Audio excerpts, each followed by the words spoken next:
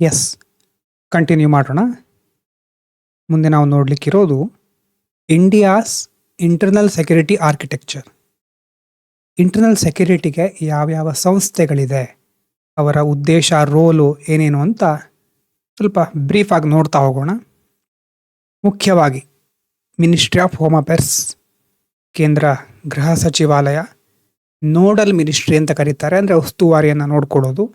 Nodal ministry for internal security, ಆಂತರಿಕ ಭದ್ರತೆಗೆ ಸಂಬಂಧಪಟ್ಟಂತಹ ಎಲ್ಲ ಉಸ್ತುವಾರಿಯನ್ನು ಮುಖ್ಯವಾಗಿ ನೋಡ್ಕೊಳ್ಳೋದು ಮಿನಿಸ್ಟ್ರಿ ಆಫ್ ಹೋಮ್ ಅಫೇರ್ಸ್.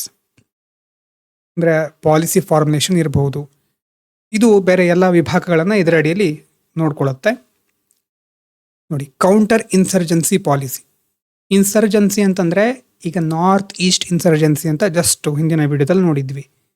ದಂಗೆಗಳಾಗೋದನ್ನು ಹೇಗೆ ತಡೆಗಟ್ಟೋದು, ಟೆರರಿಸಮನ್ನು ಹೇಗೆ ಕೌಂಟರ್ ಮಾಡೋದು, ಅದಕ್ಕೋಸ್ಕರ ಸ್ಪೆಷಲ್ ಫೋರ್ಸು ಮತ್ತು ನ್ಯೂಟ್ರಲೈಸಿಂಗ್ ಹೇಗೆ ಒಂದು ಸಮತೋಲನ ಸ್ಥಿತಿಗೆ ತರೋದು ಅನ್ನೋದನ್ನು ನೋಡ್ಕೊಳ್ಳುತ್ತೆ.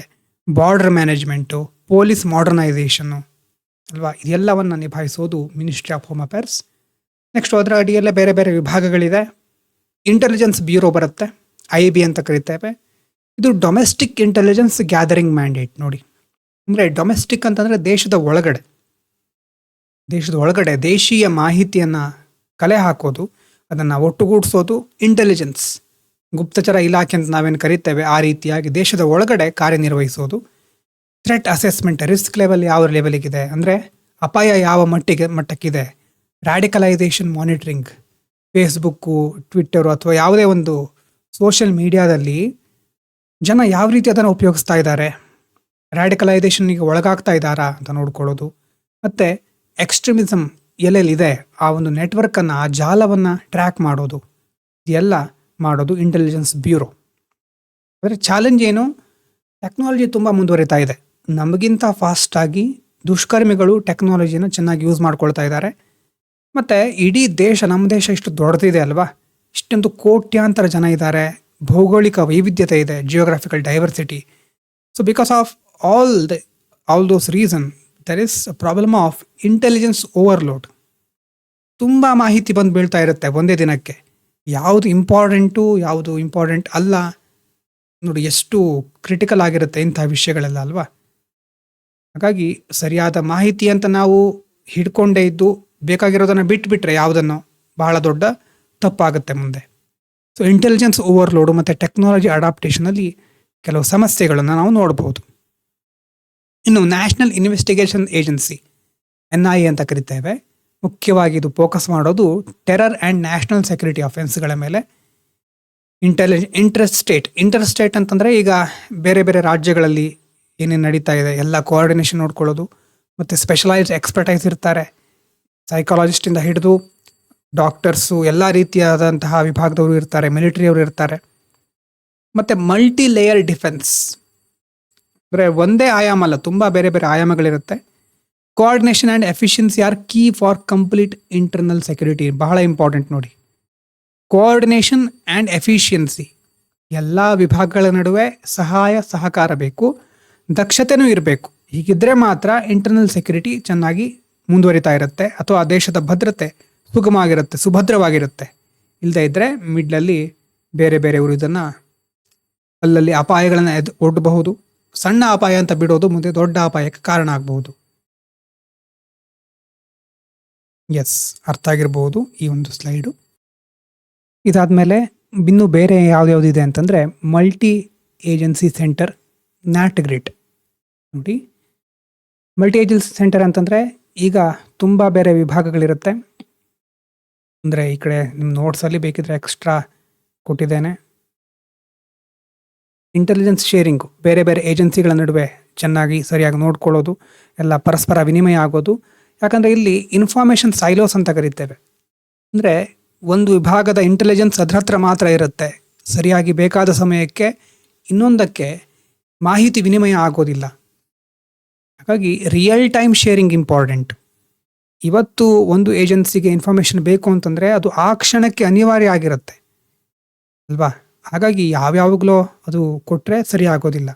ರಿಯಲ್ ಟೈಮ್ ಇಂಟೆಲಿಜೆನ್ಸ್ ಶೇರಿಂಗ್ ಬೇಕು. ಹಾಗಾಗಿ ಆ ಸಮಸ್ಯೆ ಕೆಲವೊಂದು ಸಾರಿ ಈ ಇನ್ಫಾರ್ಮೇಷನ್ ಸೈಲೋಸಿಂದ ಸರಿಯಾಗಿ ಕೆಲವೊಂದು ಸಮಸ್ಯೆ ನೋಡಿ. ಸೈಲೋಸ್ ಅಂತಂದರೆ ಮೊದಲೊಂದು ಸಾರಿ ಶಬ್ದ ಬಂದಿತ್ತು, ತುಂಡಾಗಿರೋದು ಅಥವಾ ಇಲ್ಲೆಲ್ಲೋ ಸಪರೇಟ್ ಆಗಿದ್ದು ಬಿಡೋದು. ಇನ್ಫಾರ್ಮೇಷನ್ ಸೈಲೋಸ್, ಅಲ್ಲಲ್ಲೇ ತಮ್ಮ ಇನ್ಫಾರ್ಮೇಷನ್ ಅವರವರೇ ಇಟ್ಕೊಂಡ್ಬಿಡೋದು, ಹಂಚ್ಕೊಳ್ಳದೆ ಇರೋದು.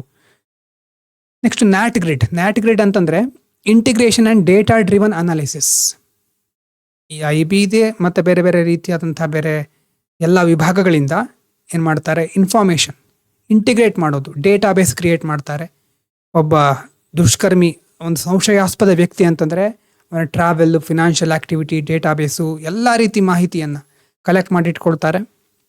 Integration of databases for intelligence analysis. ಅಂದರೆ ಡೇಟಾ ಡ್ರಿವನ್ ಗವರ್ನೆನ್ಸ್ ಅಂತ ಮೊದಲು ಬಂದಿತ್ತು, ಈಗ ಡೇಟಾ ಡ್ರಿವನ್ ಸೆಕ್ಯೂರಿಟಿ ಅಂತ ಬರ್ತಾ ಇದೆ ನೋಡಿ. ಅಂದರೆ ಡೇಟಾ ಇಲ್ಲದೆ ಯಾವ ವಿಭಾಗನೂ ನಡೆಯೋದಿಲ್ಲ. ಡೇಟಾ ಇರಲೇಬೇಕು ನಿಮ್ಮ ಹತ್ರ, ಯಾವುದೇ ಮುಂದೆ ಕೆಲಸವನ್ನು ಮಾಡಿ ಡೇಟಾದ ಮೂಲಕ ಮಾತ್ರ ನೀವು ಮುಂದುವರಿಬೇಕಾಗತ್ತೆ. ಇದ್ರ ಜೊತೆ CAPFs ಇರ್ತಾರೆ, BSF, ತುಂಬ ಬೇರೆ ಬೇರೆ ವಿಭಾಗಗಳಿದೆ.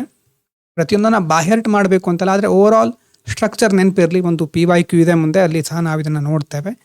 ನ್ಯಾಟ್ ಗ್ರಿಡ್, CAPFs ಅಂತಂದರೆ CRPF, BSF, ITBP, CISF, SSB full ಫಾರ್ಮ್ಗಳನ್ನು ನಾನೇನು ಇಲ್ಲಿ ಕೊಟ್ಟಿಲ್ಲ, ನೀವು ಬೇಕಿದ್ರೆ ಸರ್ಚ್ ಮಾಡಿ ನೋಡಬಹುದು.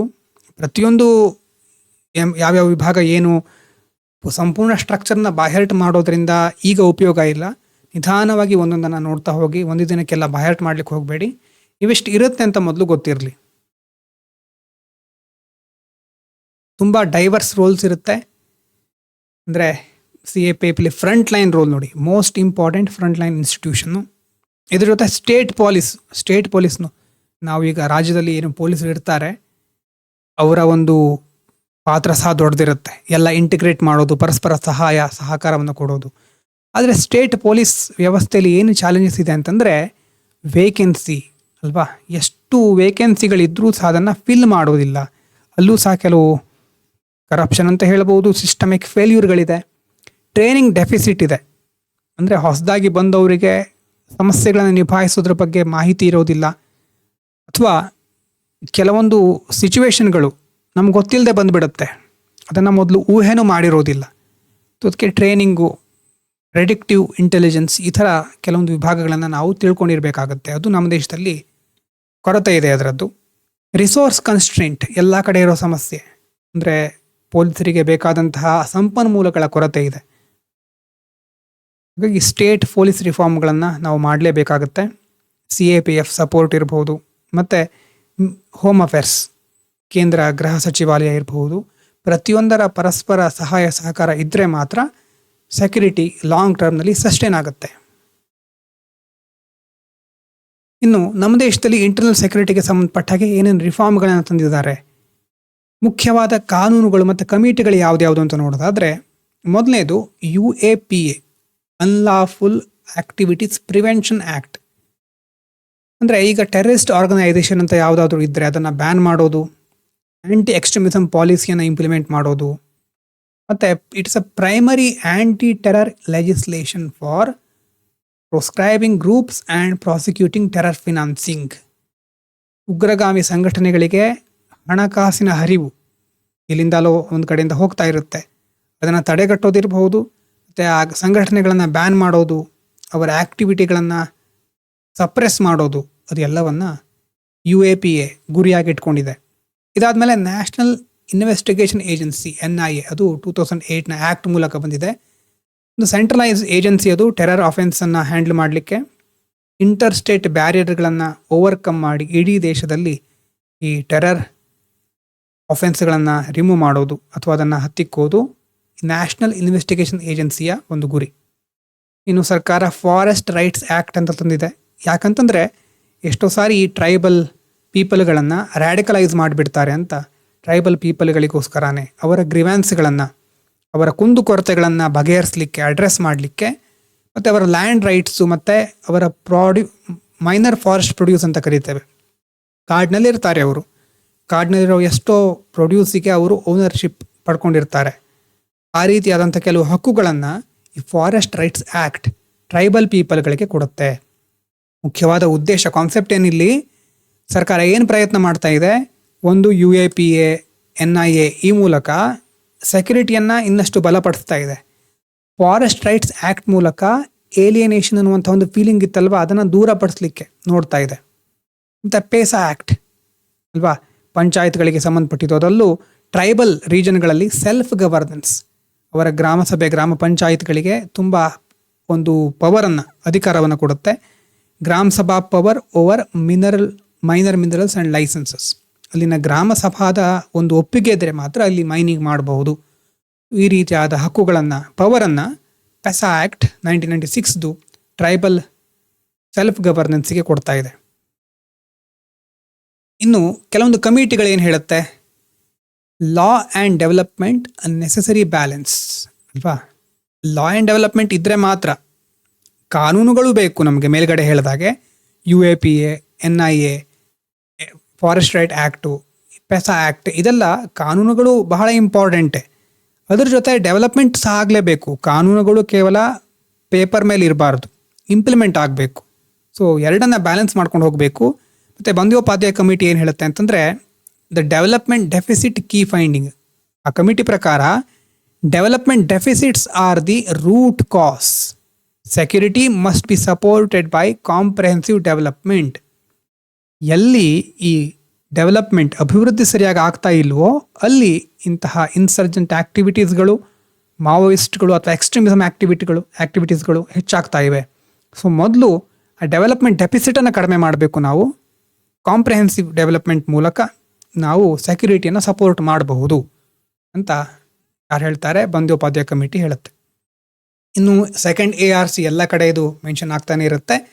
ಸೆಕೆಂಡ್ ಅಡ್ಮಿನಿಸ್ಟ್ರೇಟಿವ್ ರಿಫಾರ್ಮ್ಸ್ ಕಮಿಷನ್ ಹೇಳೋ ಪ್ರಕಾರ ಸೆಕ್ಯೂರಿಟಿ ಡೆವಲಪ್ಮೆಂಟ್ ಇಂಟಿಗ್ರೇಟ್ ಮಾಡಲೇಬೇಕು ಅಲ್ವಾ. ಪಾಲಿಸಿಯಲ್ಲಿ ಸೆಕ್ಯೂರಿಟಿ ಫೋರ್ಸ್ಗಳಿಗೂ ಸಹ ನಾವು ಸಂಬಂಧಪಟ್ಟ ಹಾಗೆ ಕ್ರಮ ಕೈಗೊಳ್ಳಬೇಕಾಗತ್ತೆ. ಡೆವಲಪ್ಮೆಂಟ್ ಏಜೆನ್ಸಿಗಳನ್ನು ಸಹ ಬಲಪಡಿಸಬೇಕಾಗತ್ತೆ. ಹಾಗಾಗಿ ಲೀಗಲ್ ಪಾಲಿಸಿ ಇಂಟಿಗ್ರೇಷನ್ ಮುಂದಿರುವಂಥ ದಾರಿ. So both are sides of the same coin. ಮೊದಲೇ ಹೇಳಿದಾಗೆ ಡೆವಲಪ್ಮೆಂಟ್ ಮತ್ತು ಸೆಕ್ಯೂರಿಟಿ ಒಂದೇ ನಾಣ್ಯದ ಎರಡು ಮುಖಗಳಿದ್ದ ಹಾಗೆ. Integrated approach and reforms are lasting security ಅಲ್ವಾ. ಲಾಸ್ಟಿಂಗ್ ಸೆಕ್ಯೂರಿಟಿ, ತುಂಬ ದಿನಗಳ ಕಾಲ ನಮಗೆ ಸುರಕ್ಷತೆ ಭದ್ರತೆ ಇರಬೇಕು ಅಂತಂದರೆ ಸೆಕ್ಯೂರಿಟಿ ಮತ್ತು ಡೆವಲಪ್ಮೆಂಟನ್ನು ಇಂಟಿಗ್ರೇಟ್ ಮಾಡ್ಕೊಂಡು ಹೋಗಬೇಕಾಗತ್ತೆ ನಾವು. ಆವಾಗ ಮಾತ್ರ ಸಸ್ಟೈನೇಬಲ್ ಡೆವಲಪ್ಮೆಂಟ್ ನಾವು ಸಾಧಿಸಬಹುದು. ಇನ್ನು ದ ರೂಟ್ಸ್ ಆಫ್ ಡಿಸ್ಕಂಟೆಂಟ್, ಇದು ಮೊದಲು ಬಂದಿರುವಂಥ ಕಾನ್ಸೆಪ್ಟೇ. ಅಂದರೆ ಲಿಂಕ್ ಎಲ್ಲದಕ್ಕೂ ನಿಮ್ಗೆ ಮೊದಲೇ ಸಿಗ್ತಾ ಇದೆ. ಈಗ ಏನು ಹೊಸ ಕಾನ್ಸೆಪ್ಟ್ ಥರ ಏನು ಇಲ್ಲ, ಆದರೆ ಶಬ್ದಗಳನ್ನು ನೋಡ್ಕೊಳ್ಳಿ ಅಷ್ಟೇ ನಾನು ಹೇಳೋದು. ಇದೇ ಶಬ್ದಗಳು ಎಕ್ಸಾಮ್ನಲ್ಲಿ ಬಂದಾಗ ಕನ್ಫ್ಯೂಸ್ ಆಗಬಾರ್ದು. ಕಾನ್ಸೆಪ್ಟ್ ಅದೇ ಇರುತ್ತೆ, ಆದರೆ ಹೊಸ ಹೊಸ ಶಬ್ದಗಳಲ್ಲಿ ಬರ್ತಾ ಇರುತ್ತೆ. ಡಿಸ್ಕಂಟೆಂಟ್ ಹುಡುಕಿ ಗೊತ್ತಿಲ್ಲದೆ ಇದ್ದರೆ. ರೂಟ್ಸ್ ಆಫ್ ಡಿಸ್ಕಂಟೆಂಟ್ ಅಂದರೆ ಯಾವ್ಯಾವ ಸಂದರ್ಭಗಳಿಂದಲೇ ಅಥವಾ ಯಾವ್ಯಾವ ಕಾರಣಗಳಿಂದ ಜನರಿಗೆ ಅಸಮಾಧಾನ ಉಂಟಾಗುತ್ತೆ. ಮೊದಲನೇದು ಪೊಲಿಟಿಕಲ್ ಏಲಿಯನೇಷನ್ ಅಲ್ವಾ. ಡಿಸಿಷನ್ ಮೇಕಿಂಗ್ನಲ್ಲಿ ನಮ್ಮನ್ನು ತೊಡಗಿಸ್ಕೊಳ್ತಾ ಇಲ್ಲ, ಪೊಲಿಟಿಕಲ್ ಪಾರ್ಟಿಸಿಪೇಷನ್ ಇಲ್ಲ. Weak political representation leads to political alienation. ಎರಡನೇದು ವಲ್ನರಬಿಲಿಟಿ ಆ್ಯಂಡ್ ಅನ್ಎಂಪ್ಲಾಯ್ಮೆಂಟ್. ಯಾರ ಹತ್ರ ಉದ್ಯೋಗ ಇರೋದಿಲ್ವೋ ಅವ್ರ ಹತ್ರ ತುಂಬ ಸಮಯ ಇರುತ್ತೆ. ಆ ಸಮಯ ಹೇಗೆ ಬೇಕಾದರೂ ಹೋಗ್ತಾ ಇರಬಹುದು ಅಲ್ವಾ. ಉದ್ಯೋಗ ಇಲ್ಲದೆ ಇರಬೇಕಾದ್ರೆ ಸಮಯ ಇರುತ್ತೆ. ಸಮಯವನ್ನು ಅವರು ಮೊಬೈಲ್ ನೋಡೋದಕ್ಕೆ ಯೂಸ್ ಮಾಡ್ಕೋಬಹುದು. ಮೊಬೈಲ್ನಲ್ಲಿ ರ್ಯಾಡಿಕಲೈಸ್ಡ್ ಕಂಟೆಂಟ್ ಅವರಿಗೆ ಪ್ರಸಾರ ಆಗಬಹುದು. ಆ ಪವರ್ಟಿ, ಅನ್ಎಂಪ್ಲಾಯ್ಮೆಂಟ್ ಎರಡೂ ಇದ್ದು ಹೇಗಾದರೂ ಹಣ ಗಳಿಸಬೇಕು ಅಂತ ಒಂದು ಬೇರೆ ಅಡ್ಡದಾರಿ ಹಿಡ್ಕೊಳ್ಬಹುದು. ಅದನ್ನೇ ಆ youth become susceptible to extremist recruitment. ಇಂಥ ಯೂತ್ಸ್ಗಳನ್ನೇ ಎಕ್ಸ್ಟ್ರೀಮಿಸ್ಟ್ಗಳು ಬೇಗ ರಿಕ್ರೂಟ್ ಮಾಡ್ಕೊಳ್ತಾರೆ. ಅವರು ಸಸೆಪ್ಟಿಬಲ್, ಇವರನ್ನು ಬೇಗ ಉಪಯೋಗಿಸ್ಕೊಳ್ಬಹುದು ಅಂತ ಎಕ್ಸ್ಟ್ರೀಮಿಸಮ್ ಗ್ರೂಪ್ಗಳು ಕಾಯ್ತಾ ಇರುತ್ತೆ. ಇನ್ನೊಂದು ರಿಸೋರ್ಸ್ ಎಕ್ಸ್ಪ್ಲಾಯಿಟೇಷನ್ ಅಲ್ವಾ. ಈಗ ಒಂದು ಪ್ರದೇಶ ಇದೆ, ಟ್ರೈಬಲ್ ಪೀಪಲ್ ಇದ್ದಾರೆ, ಅವರಿಗೆ ಅದರಿಂದ ಸಪೋರ್ಟ್ ಆಗ್ತಾ ಇಲ್ಲ. ಅಂದರೆ ಯಾರ್ಯಾರೋ ಬಂದು ಮೈನಿಂಗ್ ಮಾಡ್ಕೊಳ್ತಾ ಹೋಗ್ತಾ ಇದ್ದಾರೆ, ಆದರೆ ಆ್ಯಕ್ಚುಲಿ ಇವರ ಜೀವನ ಮೊದಲಿನ ಥರನೇ ಇದೆ. Mining without local benefit creates resentment. Resentment ಅಂತಂದರೆ ಮೊದಲು ಹೇಳಿದಾಗೆ ಅಸಮಾಧಾನ ಇರಬಹುದು ಅಥವಾ ಸರ್ಕಾರದ ವಿರುದ್ಧ ಒಂದು ರೀತಿಯಾದಂತಹ ಡಿಸ್ಕಂಟೆಂಟ್, ರಿಸೆಂಟ್ಮೆಂಟ್ ಕ್ರಿಯೇಟ್ ಆಗ್ತಾ ಹೋಗುತ್ತೆ. ಎಲ್ಲ ಪ್ರದೇಶಗಳು ಅಭಿವೃದ್ಧಿ ಆಗ್ತಾ ಇದೆ, ನಮ್ಮ ಜೀವನ ಮಾತ್ರ ಹಾಗೇ ಇದೆ. ಆ ರಿಸೋರ್ಸ್ ಎಕ್ಸ್ಪ್ಲಾಯಿಟೇಷನ್ ಸಹ ಈ ಡಿಸ್ಕಂಟೆಂಟ್ಗೆ ಒಂದು ಕಾರಣ. ಇನ್ನು ಸೋಷಿಯಲ್ ಫ್ಯಾಕ್ಟರ್ಸ್ ನೋಡೋದಾದರೆ marginalisation and social injustice. Social justice ಅಂತ ನೋಡಾಗಿದೆ. ಸೋಷಿಯಲ್ ಜಸ್ಟಿಸನ್ನೇ ಉಲ್ಟಾ ಮಾಡಿದರೆ ಅಲ್ಲಿ ಯಾವ್ಯಾವುದು ನ್ಯಾಯ ಅಂತ ನಾವು ಕನ್ಸಿಡರ್ ಮಾಡಿದ್ವೋ ಆ ನ್ಯಾಯ ಸಿಗದೇ ಇದ್ದರೆ ಇದು ಸೋಷಿಯಲ್ ಇನ್ಜಸ್ಟಿಸ್ ಅಲ್ವಾ. ಸೊ ಲಾಂಗ್ ಸ್ಟ್ಯಾಂಡಿಂಗ್ ಗ್ರಿವ್ಯಾನ್ಸಸ್, ತುಂಬ ದಿನಗಳಿಂದ ಏನೇನೋ ಸಮಸ್ಯೆಗಳಿದೆ, ಪದೇ ಪದೇ ಸರ್ಕಾರಿ ಅಧಿಕಾರಿಗಳನ್ನು ಕೇಳ್ತಾ ಇದ್ದಾರೆ, ಒಬ್ಬರು ಬರ್ತಾ ಇಲ್ಲ. So long standing grievances fuel radical narratives. ಇದು ಇನ್ನಷ್ಟು ರ್ಯಾಡಿಕಲ್ ನರೇಟಿವ್ಸಿಗೆ ಹೆಚ್ಚು ಇಂಧನವನ್ನು ತುಂಬುತ್ತೆ. ಮತ್ತು ಮಾರ್ಜಿನಲೈಸ್ಡ್ ಟ್ರೈಬಲ್ ಮೈನಾರಿಟಿ ಕಮ್ಯುನಿಟಿಗಳಿರುತ್ತೆ, ಅವರಿಗೆ ನಿಜವಾಗಲೂ ಸರ್ಕಾರ ಏನು ಮಾಡ್ತಾ ಇದೆ ಅಂತ ಗೊತ್ತು ಮಾಡೋದು ಇಲ್ಲ. ಪ್ರತಿ ಸಾರಿನೂ ಅವರ ಮೇಲೆ ದಬ್ಬಾಳಿಕೆ ಬೇಕಂತಾನೆ ಮಾಡಿ ಆಮೇಲೆ ಸರ್ಕಾರದ ವಿರುದ್ಧ ಅವರ ಮನಸ್ಸನ್ನು ಹತ್ಕಟ್ಟಿ ಅಥವಾ ಅವರನ್ನು ಬೇರೆ ರೀತಿಯಾಗಿ ಟ್ರೈನ್ ಮಾಡಿ ಸೈಕಾಲಜಿಕಲಿ ಒಟ್ಟಾರೆ ಒಂದು ಹೋರಾಟದ ಎನ್ವೈರ್ಮೆಂಟ್ ಸೃಷ್ಟಿ ಮಾಡಲಿಕ್ಕೆ ಕಾಯ್ತಾ ಇರ್ತಾರೆ. ಇನ್ನು ಹಿಸ್ಟೋರಿಕಲ್ ಫ್ಯಾಕ್ಟರ್ಸ್ ಸಹ ಇರುತ್ತೆ. ಅಂದರೆ ಮೊದಲಿಂದ ಆ ಒಂದು ಪ್ರದೇಶವನ್ನು ಜನ ಸ್ವಲ್ಪ ಹಿಂದುಳಿದ ರೀತಿಯಲ್ಲೋ ಅಥವಾ ಬೇರೆ ರೀತಿ ಅಸಮಾನತೆಯಿಂದ ನೋಡ್ತಾ ಇದ್ರು. ಆ ಹಿಸ್ಟೋರಿಕಲ್ ನೆಗ್ಲೆಕ್ಟ್ ಇದೆಯಲ್ವಾ, ಅದು ಇನ್ನೂ ಮುಂದುವರಿತಾ ಇರುತ್ತೆ. ಈಗ ಅವರನ್ನು ನಾವು ಒಂದೇ ರೀತಿ ನಮ್ಮ ಥರನೇ ನಾವು ಸಮಾನತೆಯಿಂದ ನೋಡ್ತಾ ಇದ್ರು ಸಹ ಮೊದಲಿನ ಒಂದು ದೌರ್ಜನ್ಯ, ಹಿಂದೆ ಆಗಿದ್ದಂತಹ ಒಂದು ಹಿಸ್ಟೋರಿಕಲ್ ನೆಗ್ಲೆಕ್ಟ್ ಇನ್ನೂ ಆ ಪ್ರದೇಶದವರನ್ನು ಕಾಡ್ತಾ ಇರಬಹುದು. ಹಾಗಾಗಿ ಅವರು ಅಷ್ಟು ಬೇಗ ಇಡೀ ದೇಶದ ಜೊತೆ ಇಂಟಿಗ್ರೇಟ್ ಆಗೋದಿಲ್ಲ. ನಾರ್ತ್ ಈಸ್ಟಲ್ಲಿ ಅದನ್ನು ನೋಡ್ತೇವೆ. ಟ್ರೈಬಲ್ ರೀಜನ್ಸ್ ಮತ್ತು ಕೆಲವೊಂದು ಪ್ರದೇಶಗಳಿರುತ್ತೆ.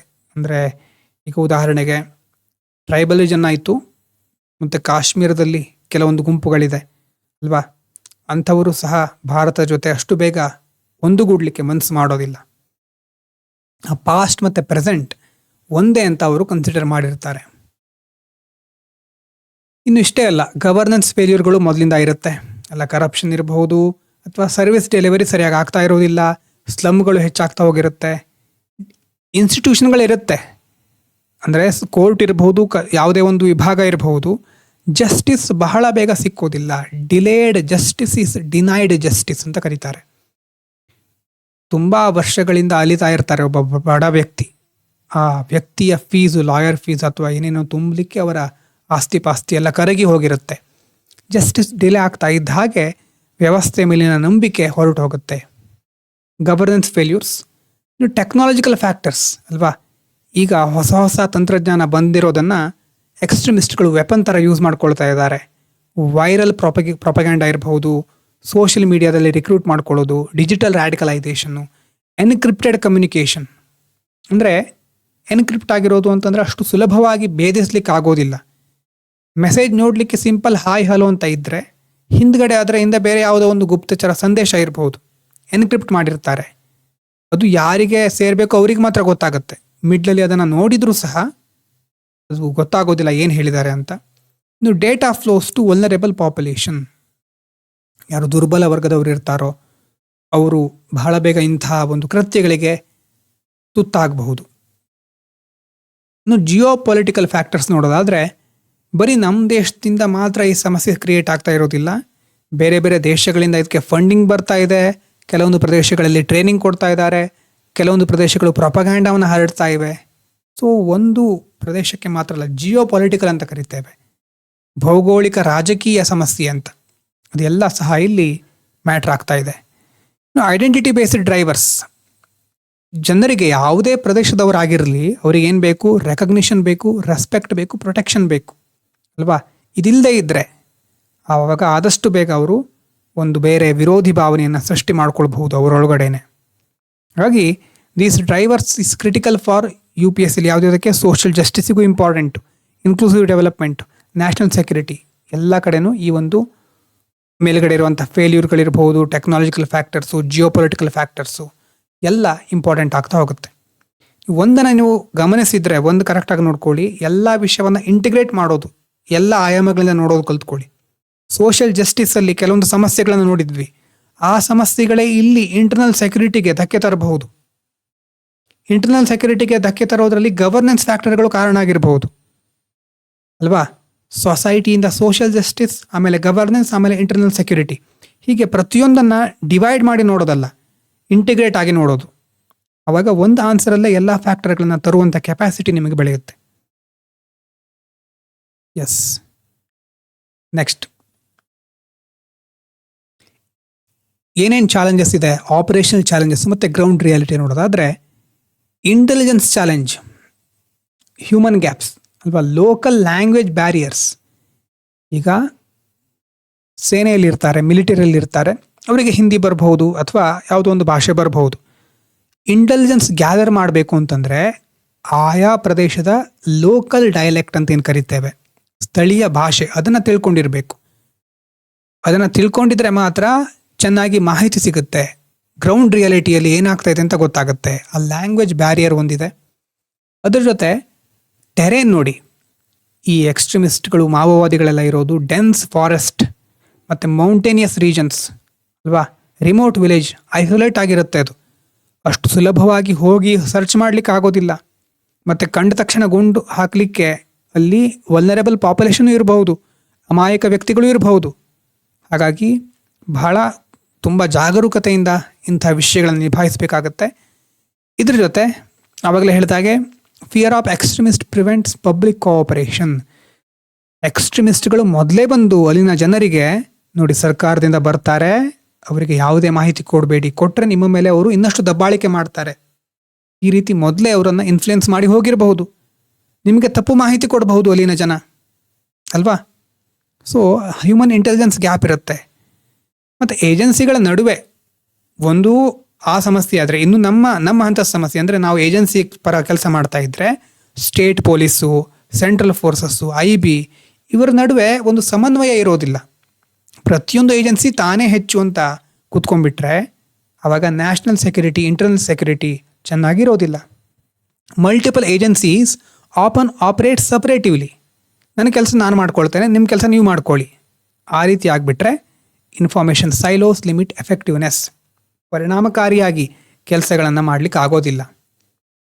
ಅದ್ರ ಜೊತೆ ಕ್ರಾಸ್ ಬಾರ್ಡರ್ ಮೂವ್ಮೆಂಟ್ಗಳಾಗತ್ತೆ ಅಲ್ವಾ. ಕ್ರಾಸ್ ಬಾರ್ಡರ್ ಮೂವ್ಮೆಂಟ್ ಅಂತಂದರೆ ಆರ್ಮ್ಸ್ ಇರಬಹುದು, ವೆಪನ್ಸ್, ನಾರ್ಕೋಟಿಕ್ಸ್, ಡ್ರಗ್ಸ್ ಇರಬಹುದು, ಎಲ್ಲ ಸಪ್ಲೈ ಆಗ್ತಾ ಇರುತ್ತೆ. ಹಾಗಾಗಿ ಇದನ್ನು ಸಹ ತಡೆಗಟ್ಟಬೇಕು. ಮುಂದೆ ಬರುತ್ತೆ ಇದಕ್ಕೆ ಸಂಬಂಧಪಟ್ಟ ಹಾಗೆ ಇನ್ನೊಂದು ವಿಷಯ ಇದೆ. ಇನ್ನು ಟೆಕ್ನಾಲಜಿ ಗ್ಯಾಪ್ಸ್ ಅಲ್ವಾ. ಡ್ರೋನ್ಸ್ ಎಲ್ಲ ಈಗ ಬರ್ತಾ ಇದೆ, ಡ್ರೋನ್ಸ್ ಫಾರ್ ಮಾನಿಟರಿಂಗ್ ಇರಬಹುದು, ಮತ್ತು AI ಅನಾಲಿಟಿಕ್ಸು. ಸೊ ಇಂಥ ವಿಷಯಗಳನ್ನು ನಾವು ಎಷ್ಟು ಬೇಗ ಅಡಾಪ್ಟ್ ಮಾಡ್ಕೊಳ್ತೀವೋ ಅಷ್ಟು ಬೇಗ ಸೇನೆಗೆ ಮತ್ತು ದೇಶದ ಭದ್ರತೆಗೆ ಹೆಲ್ಪ್ ಆಗುತ್ತೆ. ಯಾಕಂದರೆ ಆ ಕಡೆ ಇರುವಂತಹ ದುಷ್ಕರ್ಮಿಗಳು ಇವುಗಳನ್ನು ಆಲ್ರೆಡಿ ಬಳಸ್ತಾ ಇರ್ತಾರೆ. ಅವರಿಗೆ ಬೇರೆ ಬೇರೆ ಕಡೆಯಿಂದ ಫಂಡಿಂಗ್ ಬರಬಹುದು, ಟೆಕ್ನಾಲಜಿಕಲ್ ವೆಪನ್ಸ್ಗಳು ಸಿಗ್ತಾ ಇರಬಹುದು. ಅವ್ರ ಬಗ್ಗೆ ನಮಗೆ ಮಾಹಿತಿನೇ ಇಲ್ಲ, ಅವರು ಎಷ್ಟು ಅಡ್ವಾನ್ಸ್ಡ್ ಆಗಿದ್ದಾರೆ ಅಂತ ನಮಗೆ ಗೊತ್ತಿಲ್ಲ. ಹಾಗಾಗಿ ಸರ್ಕಾರ ಅಥವಾ ಮಿಲಿಟರಿ, ನಮ್ಮ ಸರ್ವೆಲೆನ್ಸ್ ಸಿಸ್ಟಮ್ಗಳಿರ್ಬೋದು, ಎಲ್ಲ ಕಡೆ ನಾವು ಟೆಕ್ನಾಲಜಿಕಲಿ ಅಡ್ವಾನ್ಸ್ಡ್ ಆಗಿರಬೇಕು. ಆ್ಯಕ್ಚುಲಿ ಒಂದು ವಿಷಯ ನಿಮಗೆ ಹೇಳಬೇಕು, ನಮ್ಮ ದೇಶ ಬಹು ದೊಡ್ಡ ಪ್ರಮಾಣದಲ್ಲಿ ಟೆಕ್ನಾಲಜಿಕಲಿ ಅಡ್ವಾನ್ಸ್ಡ್ ಇದೆ. ಹಾಗಂತ ಇನ್ನೂ ಎಷ್ಟೋ ಇಂಪ್ರೂವ್ಮೆಂಟ್ ಆಗಬೇಕು. ಯಾವುದೇ ದೇಶ ಆದರೂ ಮೊದಲು ಹೂಡಿಕೆ ಮಾಡೋದು ಇತ್ತೀಚಿನ ದಿನಗಳಲ್ಲಿ ಮಿಲಿಟರಿಗೆ ಅಂತಂದರೆ ದೇಶದ ರಕ್ಷಣೆಗೋಸ್ಕರ ಬಹಳ ಖರ್ಚು ಮಾಡ್ತಾ ಇರುತ್ತೆ. ಈಗ ಬಹಳಷ್ಟು ದೇಶಗಳು ನಾವೇನು ಅಂದ್ಕೊಂಡಿರ್ತೇವೆ, ನಮಗೆ ಯಾಕೆ ಎಷ್ಟು ಹಿಂದುಳಿದ ಟೆಕ್ನಾಲಜಿ ಇನ್ನೂ ಇದೆ, ನಮ್ಮ ಹತ್ರ ಇರಬಹುದು, ಆದರೆ ಅಡ್ವಾನ್ಸ್ ಟೆಕ್ನಾಲಜಿ ಮಿಲಿಟರಿ ಹತ್ರ ಆಲ್ರೆಡಿ ಇರುತ್ತೆ. ಆದರೆ ಅವುಗಳನ್ನು, ಆ ಮಾಹಿತಿಯನ್ನು ಬಿಟ್ಟು ಕೊಡೋದಿಲ್ಲ. ನಿಜವಾಗ್ಲೂ ಎಷ್ಟು ವೆಪನ್ಸು ಎಷ್ಟು ಯಾವ ಲೆವೆಲ್ ಇದೆ ಅಂತ ಯಾರಿಗೂ ಗೊತ್ತಾಗೋದಿಲ್ಲ. ಆ ಸೀಕ್ರೆಟ್ ಡೇಟಾಗಳನ್ನು ಬಿಟ್ಕೊಡೋದಿಲ್ಲ. ಅಫಿಷಿಯಲ್ ಆಗಿ ಅನೌನ್ಸ್ ಮಾಡ್ತಾರೆ, ಅದು ಅಫಿಷಿಯಲ್ ಅನೌನ್ಸ್ಮೆಂಟ್ ಅಷ್ಟೇ. ಕಾನ್ಫಿಡೆನ್ಷಿಯಲ್ ಆಗಿರೋದನ್ನು ಸರ್ಕಾರ ಬಿಟ್ಕೊಡೋದಿಲ್ಲ. ಯಾಕಂದರೆ ಅದು ಬೇರೆ ದೇಶಗಳಿಗೆ ಬೇರೆ ರೀತಿಯಲ್ಲಿ ಸಹಾಯ ಮಾಡಬಹುದು ಆ ಡೇಟಾ ಲೀಕ್ ಆದರೆ. ಇನ್ನು ಫೆಡರಲ್ ಚಾಲೆಂಜಸ್ ಸಹ ಇರುತ್ತೆ ಅಲ್ವಾ. ಸ್ಟೇಟು ಮತ್ತು ಸೆಂಟ್ರಲ್ಲು, ಲಾ ಆ್ಯಂಡ್ ಆರ್ಡರ್ ಏನೇನು ಸ್ಟೇಟ್ ಸಬ್ಜೆಕ್ಟ್. ಕೋಆರ್ಡಿನೇಷನ್ ಇದ್ದರೆ ಮಾತ್ರ ಇಂಥ ಸಮಸ್ಯೆಗಳನ್ನು ನಿಭಾಯಿಸ್ಲಿಕ್ಕೆ ಆಗೋದು. ಅದರ ಜೊತೆ ರಿಸೋರ್ಸು, ಟ್ರೈನಿಂಗ್ ಇರಲೇಬೇಕು. ಹಾಗಾಗಿ ಕೋಆಪರೇಟಿವ್ ಫೆಡರಲಿಸಮ್ ಗೊತ್ತಾಗ್ತಾ ಇದೆಯಾ ಕಾನ್ಸೆಪ್ಟು. ಕೋಆಪರೇಟಿವ್ ಫೆಡರಲಿಸಮ್ ಬಹಳ ಇಂಪಾರ್ಟೆಂಟ್, ಮೊದಲು ಬಂದಿರುವಂಥ ಕಾನ್ಸೆಪ್ಟ್.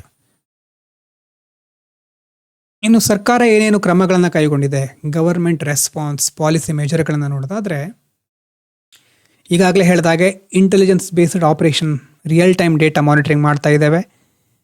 ಟಾರ್ಗೆಟೆಡ್ ಇಂಟರ್ವೆನ್ಷನ್, ಬಹಳ ಪ್ರಿಸಿಷನ್. ವಿಷನ್ ಮ್ಯಾಗ್ಝಿನ್ ಓದಿಂತ ಯಾಕೆ ಹೇಳ್ತಾ ಇರ್ತೇನೆ ಅಂತಂದರೆ, ಸೆಕ್ಯೂರಿಟಿಗೆ ಅಂತ ಸಪ್ರೇಟ್ ಸೆಕ್ಷನ್ ಇರುತ್ತೆ, ಅದರಲ್ಲಿ ತುಂಬ ಚೆನ್ನಾಗಿರುತ್ತೆ, ಎಲ್ಲ ಸೆಕ್ಷನ್ಗಳು ಚೆನ್ನಾಗಿರುತ್ತೆ, ಒಂದು ಓವರಾಲ್ ಐಡಿಯಾ. ಅದರಲ್ಲೂ ಮೇನ್ಸಿಗೆ ಸಂಬಂಧಪಟ್ಟ ಹಾಗೆ ವಿಷನ್ ಮ್ಯಾಗ್ಝಿನ್ ತುಂಬ ಚೆನ್ನಾಗಿರುತ್ತೆ. ಸೆಕ್ಯೂರಿಟಿ ಸೆಕ್ಷನನ್ನು ಮಿಸ್ ಮಾಡಬೇಡಿ, ಎಲ್ಲ ಸೆಕ್ಷನನ್ನು ಓದಿ. ನಾನು AI ಬಗ್ಗೆ ವಿಡಿಯೋ ಮಾಡ್ತೀನಲ್ವ, ಅಲ್ಲಿ ವಿಷನ್ ಮ್ಯಾಗ್ಝಿನನ್ನು ಹೇಗೆ ಎಫೆಕ್ಟಿವ್ ಆಗಿ ಸ್ಟಡಿ ಮಾಡೋದು ಅಂತ ಹೇಳ್ತೇನೆ. ಅದರಲ್ಲಿ ಕೆಲವೊಂದು ಪ್ರಾಂಪ್ಟ್ಗಳನ್ನ ಸಹ ನಿಮ್ಗೆ ಕೊಡ್ತೇನೆ. ಅದರಲ್ಲಿ AI ಎಸೆನ್ಷಿಯಲ್ ವಿಡಿಯೋದಲ್ಲಿ ಅದನ್ನು ಹೇಳ್ತೇನೆ. ಇನ್ನು ಏರಿಯಾ ಡಾಮಿನೇಷನ್, ಇತ್ತೀಚಿನ ದಿನಗಳಲ್ಲಿ ಸೆಕ್ಯೂರಿಟಿ ಫೋರ್ಸ್ಗಳು ಮೊದಲು ಎಷ್ಟು ಲೆಫ್ಟ್ ವಿಂಗ್ ಎಕ್ಸ್ಟ್ರೀಮಿಸಮ್ ಎಫೆಕ್ಟೆಡ್ ಏರಿಯಾಸ್ಗಳಿತ್ತೋ ತುಂಬ ಕೆಳಹಂತಕ್ಕೆ ತಂದಿವೆ, ತುಂಬ ಚೆನ್ನಾಗಿ ನಿಭಾಯಿಸ್ತಾ ಇವೆ. ಡೆವಲಪ್ಮೆಂಟ್ ಅಪ್ರೋಚ್ ಸಹ ಬಹಳ ಇಂಪಾರ್ಟೆಂಟ್ ಅಲ್ವಾ. ಸರ್ಕಾರ ಈಗ ಈ ಹಿಂದುಳಿದ ಪ್ರದೇಶಗಳಲ್ಲಿ ಇನ್ಫ್ರಾಸ್ಟ್ರಕ್ಚರ್ ಮೊದಲು ಹೀಗಿತ್ತು ನೋಡಿ, ಮೊದಲು ಹೀಗಿದ್ದಂಥ ಒಂದು ಪ್ರದೇಶ ಕಾಣಿಸ್ತಾ ಇದೆಯಾ? ಎಸ್, ಈ ಕಡೆ ನಾನು ಹೇಳ್ತಾ ಇರೋದು. ಈ ಥರ ಇದ್ದಂಥ ಪ್ರದೇಶವನ್ನು ಈಗ ಒಳ್ಳೆ ರಸ್ತೆ, ಸ್ಕೂಲು ಮತ್ತು ಹೆಲ್ತ್ ಕೇರ್ ಕ್ಲಿನಿಕ್ಗಳ ಮೂಲಕ ಡೆವಲಪ್ಮೆಂಟ್ ಡೆಫಿಸಿಟ್ ಇರಬಾರ್ದು ಅಲ್ಲಿ ಅನ್ನೋ ಕ್ರಮಗಳನ್ನು ಸರ್ಕಾರ ಕೈಗೊಳ್ತಾ ಇದೆ. ಮತ್ತು ಇದಕ್ಕೆ ಸಂಬಂಧಪಟ್ಟಾಗೆ ಆಸ್ಪಿರೇಷನಲ್ ಡಿಸ್ಟ್ರಿಕ್ಟ್ ಪ್ರೋಗ್ರಾಮ್ ತುಂಬ ಸಾರಿ ಬಂದಿರೋದೇ. ಮೊದಲು ಸೊಸೈಟಿ, ಸೋಷಿಯಲ್ ಜಸ್ಟಿಸು, ಗವರ್ನೆನ್ಸಲ್ಲೂ ನೋಡಿದ್ದೇವೆ. ಹೆಲ್ತ್ ಇಂಡಿಕೇಟರ್ಸ್ಗಳು, ಎಜುಕೇಷನ್ನು, ಸ್ಕಿಲ್ ಡೆವಲಪ್ಮೆಂಟ್ ಎಲ್ಲ ಕಡೆ ಫೋಕಸ್ ಮಾಡ್ತಾರೆ. ಏನೇ ಒಂದು ವಿಷಯ ಇನ್ನೂ ಸಹ ಕ್ಲಾರಿಟಿ ಸಿಕ್ಕಿಲ್ಲ ಅಂತಂದರೆ ಡೈರೆಕ್ಟಾಗಿ ಜೆಮಿನಿಗೆ ಅಥವಾ ಗೂಗಲಿಗೆ ಹೋಗಿ explain aspirational district programme, what does it mean, explain in simple words ಅಂತ ಕೇಳಿ ತಿಳ್ಕೊಳ್ಳಿ. ಅರ್ಥ ಆಗ್ತಾ ಇದೆಯಾ? ಮುಂದೆಲ್ಲ ಸೆಲ್ಫ್ ಲರ್ನಿಂಗ್ ಬಹಳ ಇಂಪಾರ್ಟೆಂಟ್ ಆಗಿರುತ್ತೆ. ಎಲ್ಲವನ್ನೂ ಹೇಳಲಿಕ್ಕೆ ಯಾರ ಹತ್ರ ಆಗೋದಿಲ್ಲ. AI ಕಾಲದಲ್ಲಿ ಇದ್ದೇವೆ ನಾವು.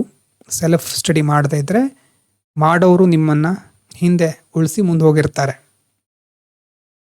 Special central assistance for left wing extremist areas ಅಂದರೆ ಇನ್ಫ್ರಾಸ್ಟ್ರಕ್ಚರ್ ಕ್ರಿಯೇಟ್ ಮಾಡೋದಾಗಿರ್ಬೋದು, ಲೈವ್ಲಿಹುಡ್ ಜನ್ರೇಷನ್ ಇರಬಹುದು. ಈ ರೀತಿಯಾದಂಥ ಕೆಲವು ಕ್ರಮಗಳನ್ನು ಸರ್ಕಾರ ಕೈಗೊಳ್ತಾ ಇದೆ.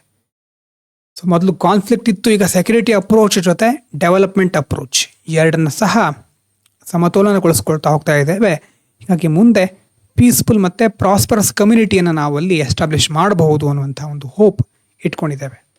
ಸೊ ಕಾನ್ಫ್ಲಿಕ್ಟಿಂದ ಹಾರ್ಮೋನಿ ಅಂತಂದರೆ ಏನು? ಒಂದು ಸಾಮಾಜಿಕ ಸಾಮರಸ್ಯ, conflict to harmony, holistic transition ಮಾಡಲಿಕ್ಕೆ ಸರ್ಕಾರ ಮುಂದಾಗ್ತಾ ಇದೆ. ಇದ್ರ ಜೊತೆ ರೋಡ್ಸ್ ಮತ್ತು ರೋಡ್ ರಿಕ್ವೈರ್ಮೆಂಟ್ ಪ್ಲ್ಯಾನ್ ಅಂತ ಇದೆ ಒಂದು. ಅಂದರೆ ಯಾವ್ಯಾವ ಹಂತಗಳಲ್ಲಿ ಸರ್ಕಾರ ಇಂಟರ್ವೀನ್ ಮಾಡಬಹುದು. ಗೌರ್ಮೆಂಟ್ ಇಂಟರ್ವೆನ್ಷನ್ ಗವರ್ನೆನ್ಸಲ್ಲಿ ಬಂದಿರುವಂಥ ಒಂದು ಶಬ್ದ.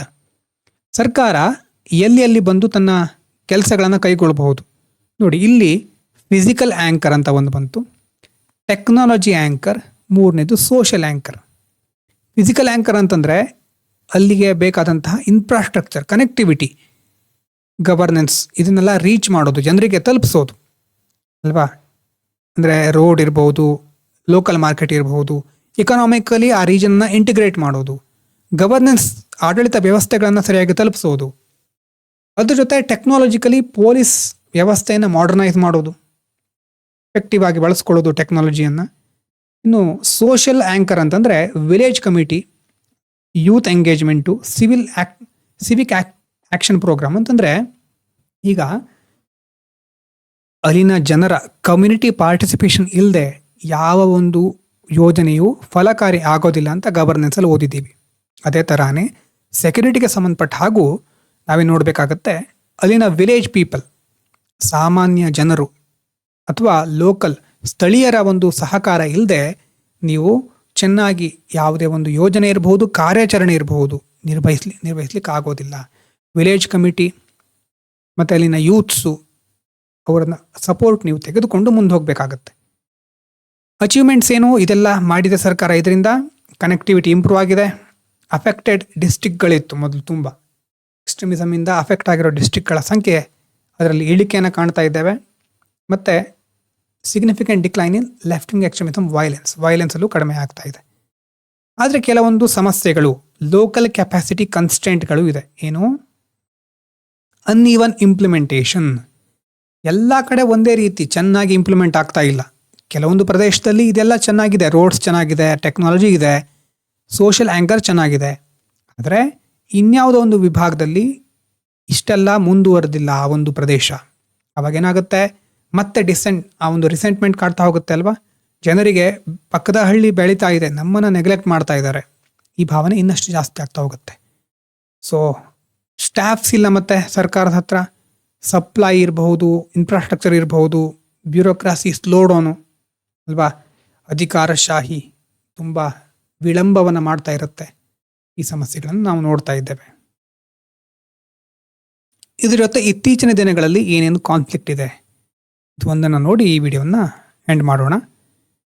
ಮಾಡರ್ನ್ ಥ್ರೆಟ್ಸ್ ಏನೇನಿದೆ ನೋಡಿ. ಟೆಕ್ನಾಲಜಿ ಎನೇಬಲ್ಡ್ ರಾಡಿಕಲೈಸೇಷನ್, ಇಕೋ ಚೇಂಬರ್ ಅಂತ ಹೇಳ್ತಾರೆ. ಇಕೋ ಚೇಂಬರ್ ಅಂತಂದರೆ ಏನು ತಿಳ್ಕೊಳ್ಳಿ, ಇದು ನಿಮ್ಮ ಹೋಮ್ವರ್ಕ್. ತಿಳ್ಕೊಂಡು ಕಮೆಂಟ್ ಮಾಡಬಹುದು. ಒಂದೇ ರೀತಿಯ ಕಂಟೆಂಟ್ಗಳು ನಿಮಗೆ ಪದೇ ಪದೇ ರೆಕಮೆಂಡ್ ಆಗ್ತಾ ಇರುತ್ತೆ. ರೆಕಮೆಂಡ್ ಆಗಿ ನೀವು ಅಂಥ ವ್ಯಕ್ತಿಗಳನ್ನೇ ಪರಸ್ಪರ ಸಂಪರ್ಕದಲ್ಲಿ ಇಟ್ಕೊಳ್ತೀರಿ. ಉದಾಹರಣೆಗೆ ನೀವು ಯಾವುದೋ ಪಕ್ಷದ ಪ್ರತಿನಿಧಿ ಆಗಿರಬಹುದು, BJP ಕಾಂಗ್ರೆಸ್ ಯಾವುದೋ ಪಕ್ಷದ ಕಾರ್ಯಕರ್ತರಾಗಿದ್ದೀರಿ ಅಂತ ಒಂದು ಕಲ್ಪನೆ ಮಾಡ್ಕೊಳ್ಳಿ. ಅವಾಗ ಏನಾಗುತ್ತೆ, ನೀವು BJPಯ ಪೋಸ್ಟ್ಗಳನ್ನು ಅಥವಾ ಕಾಂಗ್ರೆಸ್ಸಿನ ಪೋಸ್ಟ್ಗಳನ್ನು ಲೈಕ್ ಮಾಡ್ತಾ ಇರ್ತೀರಿ. ಲೈಕ್ ಮಾಡ್ತಾ ನಿಮಗೆ ಅಂಥ ಪೋಸ್ಟ್ಗಳೇ ಜಾಸ್ತಿ ಕಾಣಿಸ್ತಾ ಹೋಗುತ್ತೆ. ಅಲ್ಗಾರಿದಮ್ಗೆ ಅಥವಾ ಸೋಷಿಯಲ್ ಮೀಡಿಯಾ ಕಂಪನಿಗಳಿಗೆ ನೀವು BJP ಅವರ ಕಾಂಗ್ರೆಸ್ ಅವರ ಅನ್ನೋದು ಇಂಪಾರ್ಟೆಂಟ್ ಅಲ್ಲ. ನೀವು ಹೆಚ್ಚು ಹೊತ್ತು ಆ ಒಂದು ಪ್ಲ್ಯಾಟ್ಫಾರ್ಮನ್ನು ಯೂಸ್ ಮಾಡಬೇಕು, ಅಷ್ಟೇ ಆ ಅಲ್ಗಾರಿದಮ್ನ ಉದ್ದೇಶ. ಸೊ ನೀವು ಯಾವುದನ್ನು ಇಷ್ಟಪಡ್ತೀರೋ ಅದು ಜಾಸ್ತಿ ನಿಮಗೆ ತೋರಿಸ್ತಾ ಹೋಗುತ್ತೆ. ಸೊ ಈ BJP ಕಂಟೆಂಟನ್ನು ಲೈಕ್ ಮಾಡಿದರೆ BJP ದೊಡ್ಡ ದೊಡ್ಡ ಸಾಧನೆಗಳು ನಿಮ್ಮ ಮುಂದೆ ಬರ್ತಾ ಹೋಗುತ್ತೆ. ಇಲ್ಲದೇ ಇದ್ದರೆ ಕಾಂಗ್ರೆಸ್ಸಿನ ಸಾಧನೆಗಳು ಅಲ್ವಾ ನಿಮ್ಗೆ ಕಾಣಿಸ್ತಾನೆ ಹೋಗುತ್ತೆ. ಹೀಗಾಗಿ ಅಲ್ಗಾರಿದಮ್ ನಿಮ್ಮನ್ನು ಕ್ಯಾಪ್ಚರ್ ಮಾಡಲಿಕ್ಕೆ, ಹಿಡಿದಿಟ್ಕೊಳ್ಳಿಕ್ಕೆ ಆಲ್ರೆಡಿ ಬಿಲ್ಡ್ ಆಗಿದೆ. ಈಗ ರ್ಯಾಡಿಕಲೈಸ್ಡ್ ಕಂಟೆಂಟ್ ಏನಾದರೂ ನಿಮ್ಗೆ ಸಿಕ್ಕಿ ಅದು ಬಹಳ ನಿಮಗೆ ಸರಿ ಅಂತ ಅನಿಸ್ತಾ ಹೋದರೆ, ಕೆಲವೊಂದು ಲೈಕು ಶೇರು ಈ ಥರ ನೀವು ಮಾಡೋದು ಗೊತ್ತಾದರೆ, ಆ ಕಡೆ ಅದನ್ನು ಪ್ರಸಾರ ಮಾಡಿರ್ತಾರಲ್ವ ಅವರಿಗೆ ಓಹೋ ಇಲ್ಲೊಂದು ವಲ್ನರಬಿಲಿಟಿ ಇದೆ, ಇಂಥವ್ರನ್ನ ನಾವು ಗುರಿಪಡಿಸ್ಕೋಬಹುದು ಅಂತ ಅವರು ನಿಮಗೆ ಗೊತ್ತಿಲ್ಲದ ಹಾಗೆ ಹೈರ್ ಮಾಡಿರ್ತಾರೆ. ಸೈಕಾಲಜಿಕಲಿ ಟ್ರೈನ್ ಮಾಡಿರಬಹುದು. ಮಾನಸಿಕವಾಗಿ ನಿಮ್ಮಲ್ಲಿ ಬೇರೆ ಭಾವನೆಯನ್ನು ತುಂಬಿಸ್ತಾ ಇರಬಹುದು. ವಿಡಿಯೋಗಳ ಮೂಲಕ ಪ್ರೂಫ್ ಅಂತ ತೋರಿಸ್ತಾರೆ ಅಲ್ವಾ. AI ಡೀಪ್ ಫೇಕ್ ವಿಡಿಯೋಗಳನ್ನು ಕ್ರಿಯೇಟ್ ಮಾಡಿ ಹೊಸ ರೀತಿಯಾದಂಥ ಟೆಕ್ನಾಲಜಿ ಯೂಸ್ ಮಾಡಿಕೊಂಡು ಮನಸ್ಸಿನಲ್ಲಿ ದ್ವೇಷದ ಭಾವನೆಯನ್ನು ಬಿತ್ತಬಹುದು. ಟೆಕ್ನಾಲಜಿ ಎನಾಬಲ್ಡ್ ರ್ಯಾಡಿಕಲೈಸೇಷನ್ ಇತ್ತೀಚಿನ ದಿನಗಳಲ್ಲಿ ಜಾಸ್ತಿ ಆಗ್ತಾ ಇದೆ. ಇಕೋ ಚೇಂಬರ್ ಅಂತಂದರೆ ಏನಂತ ನೋಡಿ. ಇನ್ನು ಬರೀ ಮೊದಲಿನ ಕಾಲದಲ್ಲಾದರೆ ಸಿಂಪಲ್ ಅಟ್ಯಾಕ್ ಆಗ್ತಾ ಇತ್ತು. ಈಗೆಲ್ಲ ಹಾಗೆಲ್ಲ. ವ್ಯಕ್ತಿಗಳು ಬರೋದಿಲ್ಲ, ಡ್ರೋನ್ಸ್ ಬರುತ್ತೆ. ಸ್ಮಗ್ಲಿಂಗಿಗೆ ಯೂಸ್ ಆಗುತ್ತೆ. ಸರ್ವೆಲೆನ್ಸು, ವೆಪನ್ ಡೆಲಿವರಿ ಎಲ್ಲದಕ್ಕೂ ಡ್ರೋನ್ಸ್ ಯೂಸ್ ಆಗ್ತಾ ಇದೆ. ಇನ್ನು AI ಎಲ್ಲ ಕಡೆ ಕಾಲಿಡ್ತಾ ಇದೆ ಅಲ್ವಾ. AI ಸೆಕ್ಯುರಿಟಿ, AIಯಿಂದ ಬೆನಿಫಿಟ್ಟು ಇದೆ. ಅಂದರೆ ಇಂಟೆಲಿಜೆನ್ಸ್, ಪ್ರೆಡಿಕ್ಟಿವ್ ಇಂಟೆಲಿಜೆನ್ಸಲ್ಲಿ ಹೆಲ್ಪ್ ಮಾಡುತ್ತೆ. ಪ್ಯಾಟ್ರನ್ ರೆಕಗ್ನಿಷನಲ್ಲಿ AI ಹೆಲ್ಪ್ ಮಾಡುತ್ತೆ. ಆದರೆ ಈ ಡೀಪ್ ಫೇಕ್ಸ್ ಇರಬಹುದು, ಆಟೋಮೇಟೆಡ್ ಪ್ರಾಪಗೆಂಡಾ ಇರಬಹುದು, ಫಾಲ್ಸ್ ನರೇಟಿವ್, ಸುಳ್ಳು ಸುದ್ದಿಗಳು ಇದೆಲ್ಲ ಹರಡ್ತಾ ಇರುತ್ತೆ AI. ಅದಕ್ಕೂ ಸಹ AI ಕಾರಣ ಆಗಿದೆ. ಹಾಗೆ ಸರ್ಕಾರ ರೀಸೆಂಟ್ಲಿ ಯಾವುದ್ರ ಮೇಲೆ ಫೋಕಸ್ ಮಾಡ್ತಾ ಇದೆ? Development led security. Digital inclusion ಆಗಬೇಕು, ಎಲ್ರಿಗೂ ಡಿಜಿಟಲ್ ಲಿಟ್ರಸಿ ಬೇಕು ಅಲ್ವಾ. ಒಂದು ವಿಡಿಯೋವನ್ನು ನೋಡಿದಾಗ ತಕ್ಷಣ ನಂಬಿಬಿಡೋದಲ್ಲ, ವೆರಿಫೈ ಮಾಡ್ಕೊಳ್ಳೋದು. ಕಂಬೈನ್ಡ್ ಅಪ್ರೋಚನ್ನು ಸರ್ಕಾರ ಈಗ ಮುಂದೆ ಫಾಲೋ ಮಾಡಲಿಕ್ಕೆ ಹೊರಟಿದೆ. ಅಂದರೆ ವೆಲ್ಫೇರ್ ಸೆಂಟರ್ ಏನು ಮಾಡುತ್ತೆ? ಫುಡ್ ಡೆಲಿವರಿ ಮಾಡುತ್ತೆ. ಆಮೇಲೆ ವರ್ಕರ್ಸು, ಅವರ ವೆಲ್ಫೇರು ಮತ್ತು ಮಿಲಿಟರಿ ಎಲ್ಲರ ಒಂದು ಸಹಾಯ ಸಹಕಾರ ಒಟ್ಟಿಗೆ ಇಟ್ಕೊಂಡು ಹೋಗೋದು. ಇದ್ರ ಜೊತೆ ಹೇಗೆ ಈಗ ಸೆಕ್ಯುರಿಟಿಯಲ್ಲಿ ಹೊಸ ಸಮಸ್ಯೆಗಳು ಬರ್ತಾ ಇದ್ದ ಹಾಗೆ ಹೊಸ ಸೊಲ್ಯೂಷನ್ಗಳನ್ನು ಸಹ ನಾವು ಕಂಡುಕೊಳ್ಬೇಕಾಗತ್ತೆ. ಆದಷ್ಟು ಬೇಗ ನಮ್ಮನ್ನು ಟೆಕ್ನಾಲಜಿ ಜೊತೆ ಅಪ್ಡೇಟ್ ಮಾಡ್ಕೊಳ್ಬೇಕಾಗತ್ತೆ. ಆಗ ಮಾತ್ರ ಶಾಂತಿ ಸುವ್ಯವಸ್ಥೆನ ಕಾಪಾಡಲಿಕ್ಕೆ ಸಾಧ್ಯ. ಇಷ್ಟು ಇಲ್ಲಿ ನಾವು ನೋಡಬಹುದು. Success now requires holistic technology aware and development integrated strategy ಅಂತ. ಸೊ ಹೋಲಿಸ್ಟಿಕ್ ಆಗಿರಬೇಕು, ಎಲ್ಲ ವಿಭಾಗಗಳನ್ನು ಕನ್ಸಿಡರ್ ಮಾಡಬೇಕು. ಇನ್ನು ಅಡ್ವಾನ್ಸ್ಡ್ ಅನಾಲಿಟಿಕಲ್ ಸೆಕ್ಷನನ್ನು ನಾಳೆ ವಿಡಿಯೋದಲ್ಲಿ ಕಂಟಿನ್ಯೂ ಮಾಡೋಣ. Thank you so much.